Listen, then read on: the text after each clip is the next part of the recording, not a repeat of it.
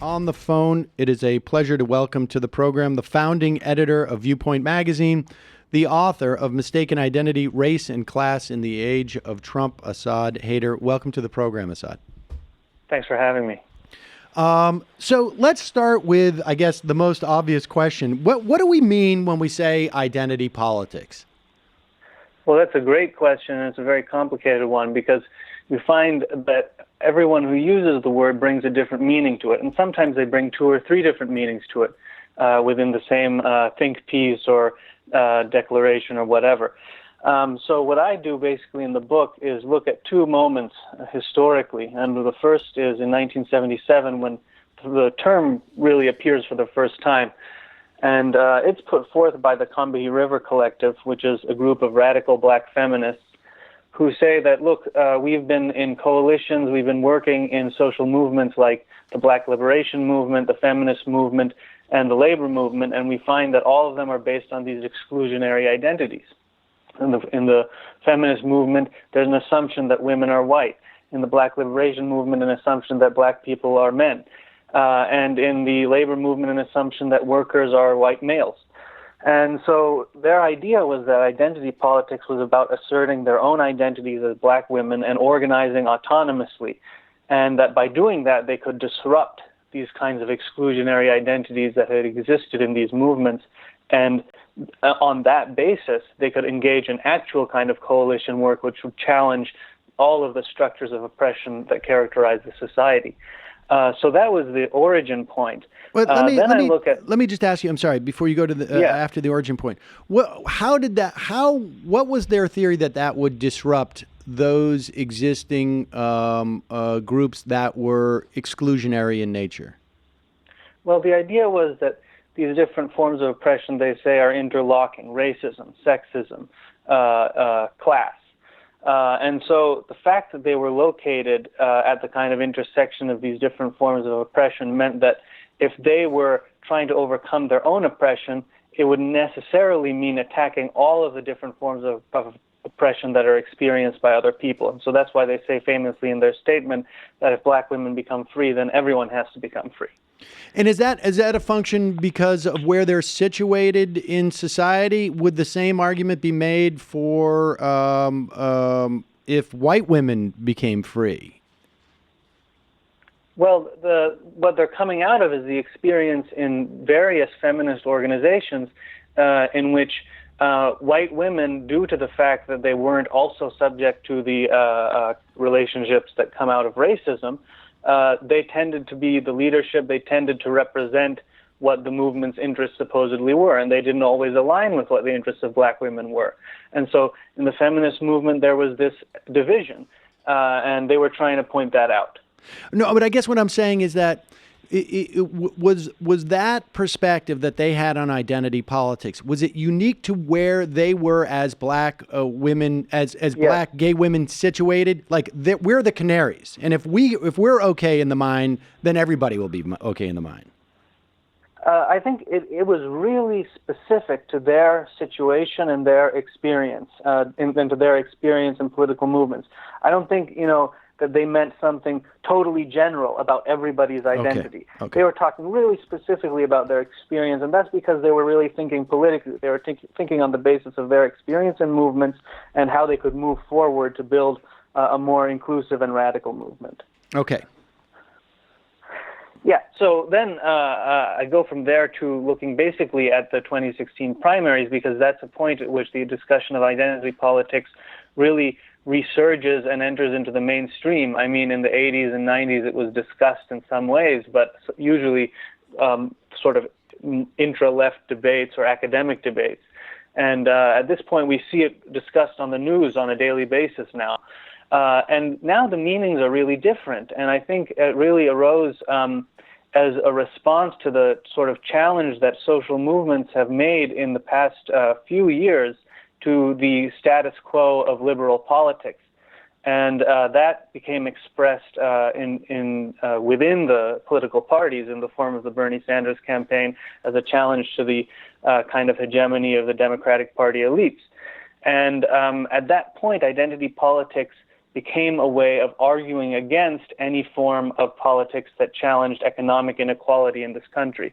And so my book is looking at the instability of this term and how, on the one hand, at one point at its origins, it was about making a more radical, more inclusive kind of movement, and that now it becomes a source of division and of expelling one kind of political program.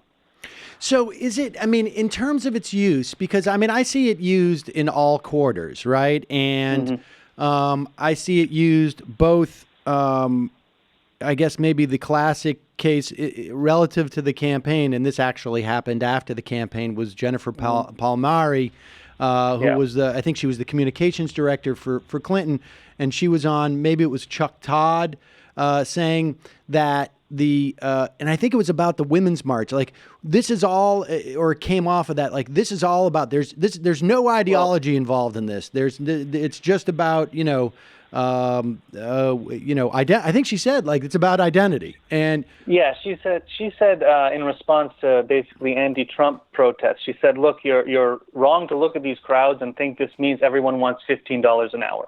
Okay, sort of referring to the Fight for 15 campaign. And she says, these big crowds don't mean that we should move to the left. It's all about identity on our side now. So, I mean, that's a very clear way that the language of identity was being used to challenge the idea that we could have a different kind of politics that really addresses economic inequality and addresses the fact that politicians serve ruling class interests. It was specifically being mobilized against that. And it was being mobilized against, the Fight for 15 campaign, which represents a lot of workers of color and is a major kind of movement about mobilizing against racism. All right. So, I mean, and I think, like, to me, that's a fairly, like, naked reinterpretation of something. Like, we saw it with, like, a la, the no labels movement, or the, maybe even see it with, like, the civility and stuff like that. But I see identity politics also used by the right. I mean, usually in incoherent ways. But yet it is, there's a best-selling author who is, drawing crowds all around the country, arguing against, identity politics in some way. Maybe you have a better sense of how he's using it than I do. Are you talking about Jordan Peterson? Yes. Okay. And we also, I think, there are folks on the left who use it in, I think, an equally sort of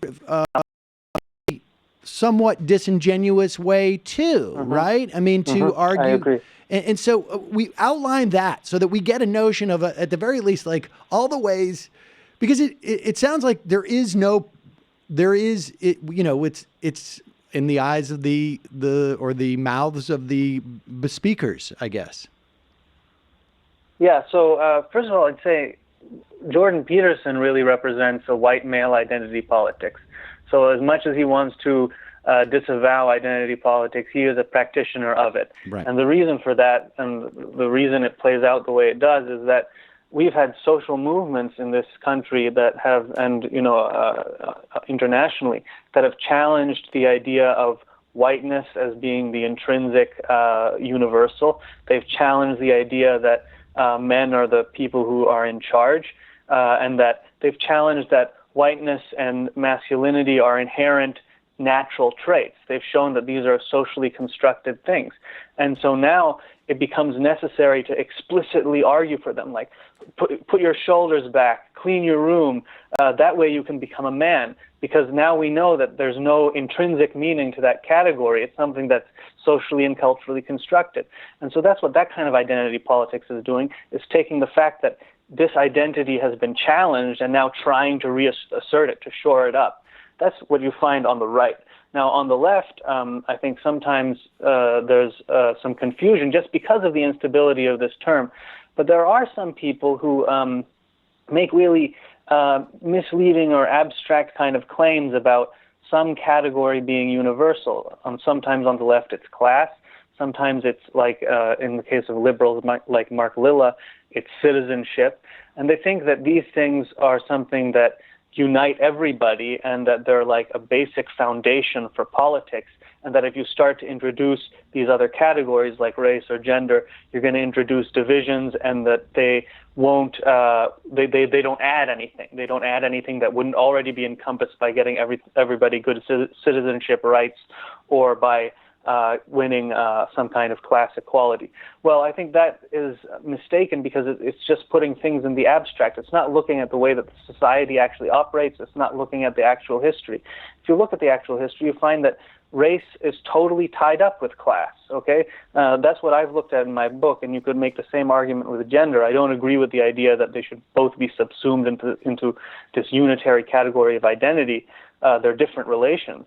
But if you look at the history of the formation of American capitalism, of inequality in this country, you see that race and class are totally tied together. And that was something that the movements against racism of the 20th century, the civil rights movement, the Black Power movement, and so on, they fundamentally recognized this.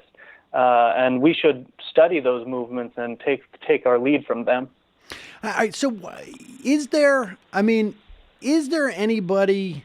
Because so we have like three definitions of the way that identity politics are being used incorrectly. It strikes me. And is there anybody or any movements that you see that are using it in the way that you are advocating or suggest that it's been used in the past? Well, I don't necessarily advocate that we should go back to the origins of the word, because we don't control what words mean. They circulate and other people take them up. And even if the meaning is confused or distorts the original intention, it has real effects. And, in politics, the way you word things just has actual effects. And so I think that now identity politics has become a term that's really been appropriated by the neoliberal elite. And it carries that baggage with it every time you use it. And so I've argued that, we need to look at the history of where it came from and really understand how radical those intentions were, but then that we can carry those intentions on with a new language that might be more appropriate or that might have more of the effect that we want now based on how the terminology has changed and how the history has changed.